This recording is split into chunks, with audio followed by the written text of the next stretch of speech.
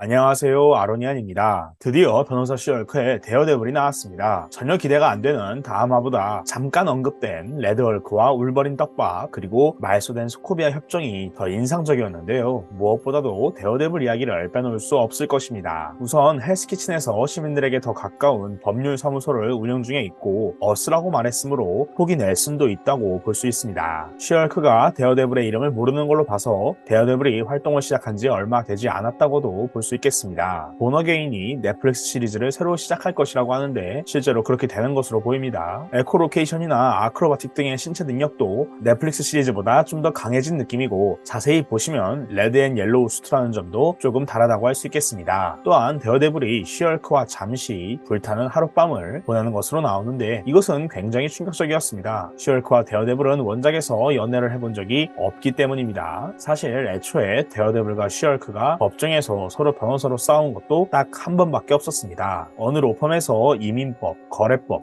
회사법을 담당하다가 결국 코믹스 작가가 된 찰스 소울은 2014년 이 세기의 법정 공방을 다루기로 합니다. 시얼크의 세 번째 볼륨의 시작에서 시얼크는 자신만의 법률 사무소를 브루클린에 만들고 히어로 헬캣과 동료 변호사와 같이 활동합니다. 당시에 데어데블은 뉴욕에서 자신의 정체를 고의적으로 노출시켜서 뉴욕에서 샌프란시스코로 떠난 상태였습니다. 동료 포기 넬슨도 타겟이 될 것이 걱정되어서 데어데블은 샌프란시스코로 가기 직전에 만난 악당 립 프로그를 막다가 포기 넬슨이 영웅적으로 죽은 것처럼 은폐해서 포기가 노출되지 않는 삶을 살 수 있도록 해주었습니다. 여덟 번째 이슈에서 비로소 데어데블과 법정 다툼을 벌이게 됩니다. 바로 캡틴 아메리카의 소송에서 말이죠. 당시에 캡틴은 노인이라서 약해지고 은퇴한 상황이었는데요. 캡틴 아메리카가 슈얼크의 법률사무소를 찾아온 순간으로부터 3주 전 한 요양원에서 해롤드 포글러라는 어느 한 남성이 가족과 경찰, 변호사 앞에서 유언을 남깁니다. 그 유언은 캡틴 아메리카의 잘못을 지적하는 것이었습니다. 스티브도 슈얼크에게 간단하게 이야기를 해주는데요. 이 사건은 1940년에 있었던 일로, 즉 스티브가 아직 캡틴 아메리카가 되기 전에 발생한 사건이었습니다. 해롤드 포글러의 동생인 샘 포글러라는 한 젊은 청년이 1940년에 죽었는데 해롤드는 그게 스티브의 잘못 때문이라고 고소를 한 것이었습니다. 제니퍼의 동료 변호사는 놀랐는데 캡틴 같은 사람이 법정에 서게 될 줄을 몰랐기 때문입니다. 슈얼크는 그녀에게 LA 대법원으로 가서 모든 관련된 서류들을 가져오라고 지도합니다. 그러는 동안 슈얼크는 11화의 여파로 있었던 스티브의 죽음과 부활을 이용해서 그가 이 사건으로부터 벌을 받을 수 없다는 점도 이용하려고 했습니다. 그러자 스티브는 그런 식으로 법을 피해가지 말고 정면 승부로 누명을 깨끗하게 지워달라고 부탁합니다. 슈얼크는 알겠다면서 준비하는데요. 그녀는 이 사건으로 자신의 사무소가 유명해질 것이라고, 돈을 많이 벌게 될 것이라고 내심 기대하기 시작합니다. 하지만 상대 측에서 보내온 법률 주장 서류를 읽어보고는 매우 감탄합니다. 캘리포니아에서는 불법 행위에 의한 사망에 대해서 제소기간, 공소시효가 2년인데 1940년에 발생한 일이니까 슈얼크는 이를 이용하려고 했습니다. 하지만 상대방은 주장문에서 비록 샘 포글러가 사망한 시간이 1940년이지만 헤럴드의 유언을 통해서 샘의 죽음에 대한 진실이 유가족에게 알려진 것은 몇 주 전이기 때문에 여전히 제소기간, 공소시효가 충분하다고 반박합니다. 슈얼크는 예상 이상의 정교한 반박에 흥미로워하면서 사건이 있었던 LA에서 활동 중인 변호사 맷 머독에게 조언을 구합니다. 맷은 자기도 원치 않는 큰 법정이 다가오고 있어서 준비하기 바쁘지만 그럼에도 조언해주겠다고 말합니다. 제니퍼는 스티브 사건이라면서 스티브가 늙은 건 봤냐고 아이스 브레이킹을 하는데요. 갑자기 맷은 도와줄 수가 없다면서 전화를 끊습니다. 제니퍼는 잠시 쎄한 기분을 느끼지만 바쁜 줄 알고 넘어가는데요. 스타크가 보내준 전용기를 타고 LA 공항에 도착하자 수많은 취재진들이 그들을 반기면서 캡틴에게 정말로 그 사람을 죽였는지 묻습니다. 캡틴이 노코멘트로 일관하자 슈얼크는 분위기를 단번에 정리하고 클라이언트를 보호합니다. 디데이의 새벽에 슈얼크는 잠을 설치지만 아침이 되어서야 그녀는 자신감이 생겼다면서 승리하기로 합니다. 하지만 그녀의 자신감은 곧바로 추락하고 마는데요. 상대방의 법조인, 검사 측 변호사가 다름 아닌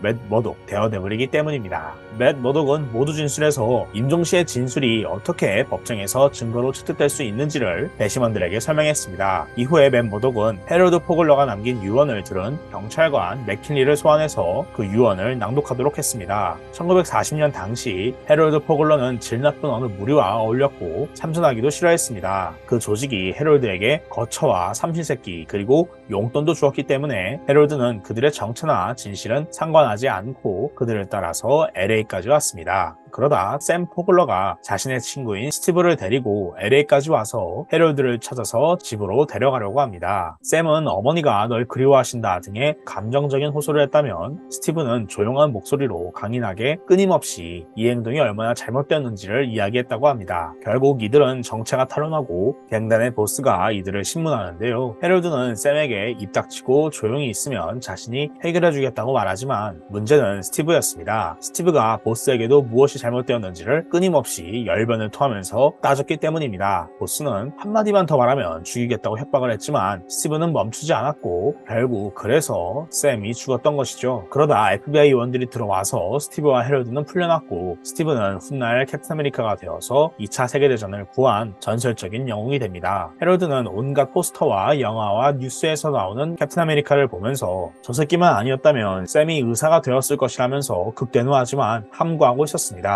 그조차도 굳이 전설을 망가뜨리고 싶지는 않았던 것이죠. 그러면서 자신은 정작 스티브와 다르게 입 닥치는 법을 알고 있었다고 아이러니함도 이야기합니다. 해롤드는 유언의 말미에 이제 죽음이 다가오고 있기 때문에 마지막 순간에서 진실을 알리기 위해서 이제서야 고백한 것이라고 이야기합니다. 경찰관 맥킨리의 증언이 끝나자 맷 머독은 이는 스티브의 과실 책임이라고 배심원에게 주장합니다. 이후에 맷 머독은 두 번째 증인으로 LA 경찰서의 기록물 관리사를 소환합니다. 기록물 관리사는 1940년 11월 6일에 있었던 샘 포글러의 죽음에 대한 조사 서류들을 읽으면서 스티브 로저스가 현장에 있었고 그가 조사 중에 이건 내 잘못이다 라고 시연했던 것을 증언해 줍니다. 그러자 제니퍼는 그 서류들이 조작될 수 있는 가능성을 질문했고 기록물 관리사는 조작될 일이 흔하지는 않지만 가능성이 없지는 않다고 시인합니다. 이후에 맷 머독은 스탠포드 대학의 역사학부의 플래니건 교수를 소환합니다. 플래니건 교수는 맷에게 스티브가 이 사건으로부터 일주일 뒤에 군에 자원 입대했으며 이후에 실험을 받았다는 역사적인 사실을 확인해줍니다. 또한 이 슈퍼솔저 실험에선 범죄자도 실험 대상이었음을 확인해주면서 스티브가 범죄를 지었을 수도 있다는 유추가 가능하도록 상황을 만들었습니다. 그러자 제니퍼는 플래니건 교수에게 범죄자뿐만 아니라 애국자도 실험 대상이지 않았냐고 묻습니다. 그녀가 맞다고 얘기하자 제니퍼는 그럼 이 법정에서 애국자가 누구냐고 묻습니다. 그러자 맷 머독은 해당 질문이 너무 노골적이라면서 이의를 제기하지만 판사는 기각하고 플래니건 교수는 다름 아닌 스티브가 애국자라고 이야기합니다. 로펌으로 돌아온 슈얼크는 당황하면서 맷 머독을 막을 방법을 찾습니다. 그녀는 스타크 인더스트리의 법률팀으로부터 조언을 얻어서 맷 머독을 법정에서 배제시키고 미결정 심리를 주장하자고 제안하지만 스티브가 단호히 거부합니다. 제니퍼는 그런 스티브에게 자신감을 표하지만 스티브가 떠나자마자 자신은 망했다면서 걱정합니다. 동료 변호사가 그녀를 응원해주지만 제니퍼는 이게 민사이기 때문에 맷은 유리한 해석만 보이면 그만이라고 걱정합니다. 특히 제니퍼가 걱정하는 것은 자신이 법정에서 패배한다면 당장 내일 죽어도 이상할 게 없는 늙고 지친 은퇴한 스티브가 죽기 전에 그의 모든 희생이 허무하게 소비되는 것을 봐야 한다는 것입니다.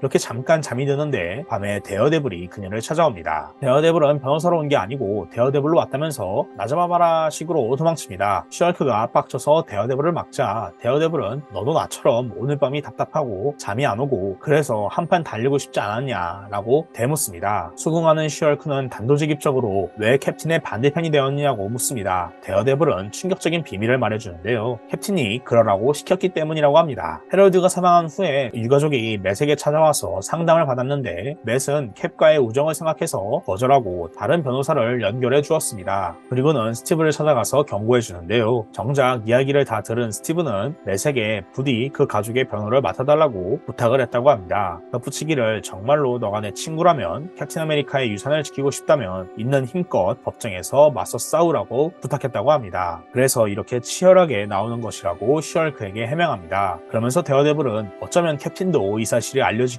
원하는 것일지도 모른다고 덧붙입니다. 다만 데어데블 자신도 캡틴을 용서하자는 생각인데요. 캡틴의 증인석에 세운 이유는 우리가 그를 구하지 못한다면 그가 그 스스로 구할 수 있지 않을까라는 믿음 때문이라고 합니다. 그렇게 다음날 증인석에선 스티브는 해럴드가 말한 게 모두 사실이라고 시인합니다. 제니퍼는 매우 당황하는데요. 맷은 그렇다면 당신이 유죄인 것을 시인하냐고 묻습니다. 스티브는 그건 아니라고 이야기합니다. 맷이 더 질문하지 않자 제니퍼가 나서서 왜 아니냐고 묻습니다. 그러자 스티브는 해럴드가 말한 것은 모두 사실이지만 그게 이야기의 전부가 아니라면서 해럴드가 고의적으로 생략한 이야기 전부를 증언합니다. 우선 해럴드가 일한 조직은 단순히 갱단이 아니라 미국에 잠입한 나치 스파이들이었으며 그들의 보스는 조이러 스프라이츠라는 나치 슈퍼빌런이었습니다. 또한 처음에 스티브는 해럴드를 설득하지 말자고 그냥 떠나자고 제안했지만 샘이 스티브에게 설득했다고 합니다. 샘과 스티브가 잡혔을 때 그들은 나치가 되지 않으면 죽이겠다고 협박을 했지만 스티브와 샘은 끝까지 거절하고 저항한 것이었습니다. 스티브는 연합군이 나치를 쓰러뜨릴 것이라고 열변을 토했고 분노한 조이러 스프라이츠는 샘을 결국 죽이게 됩니다. 제니퍼는 왜 이 진술이 경찰 조서에 기록되지 않았느냐고 묻습니다. 스티브는 당시 미국에 나치가 있다는 것은 엄청난 혼란을 일으킬 것이라면서 극비사항이고 현재도 극비사항이기 때문에 그동안 숨겼던 것이라고 이야기합니다. 다만 극비이기 때문에 스티브의 진술을 확인해줄 기록이 없었고 이는 제니퍼에게 큰 도움이 되지는 않았습니다.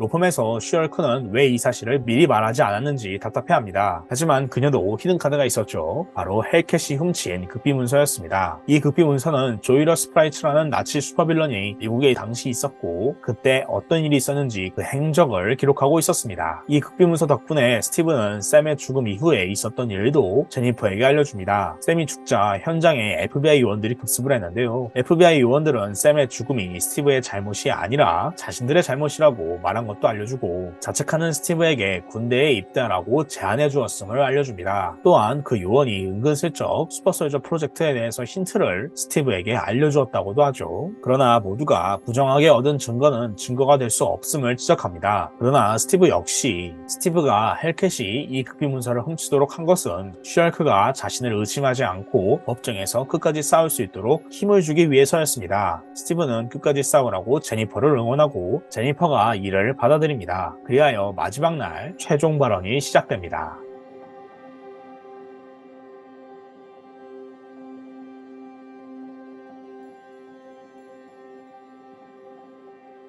배시먼은 스티브와 제니퍼의 손을 들어주었습니다. 재판이 끝나고 슈얼크와 맷 머독은 캡틴과 같이 산책에 나서며 대체에게 다 무슨 일이냐고 묻습니다. 캡틴은 닥터 파우스터스라는 자신의 숙적이 자신의 은퇴와 인생을 망치기 위해서 꾸민 사건이라고 진실을 이야기해줍니다. 또한 이미 소송이 시작된 상황에서 파우스터스를 잡는 것은 대중의 의혹을 해소시키지 않을 것이라면서 아주 납득이 가는 팽팽한 법정 다툼을 연출하려고 했다고 합니다. 그래서 자신이 아는 두 최고의 변호사 슈얼크와 데어데블이 각자 편을 잡아서 변호하도록 만든 것이었죠. 특히 데어데블의 경우 성격이 좀 다크하고 진중한 편이기 때문에 캡틴도 범죄자가 될 수 있다는 가정을 잘 받아들일 것 같아서 유가족 측 변호사로 데어데블이 되게끔 상황을 유도했다고 합니다. 스티브는 이제 그 파우스터스 개자식을 잡으러 가자고 말하고 슈얼크와 데어데블은 당연히 기쁘게 따라갑니다. 캡틴은 늙고 지친 상태지만 파우스터스 박사를 체포하는 데 성공합니다. 그렇게 사건이 끝나고 제니퍼는 다시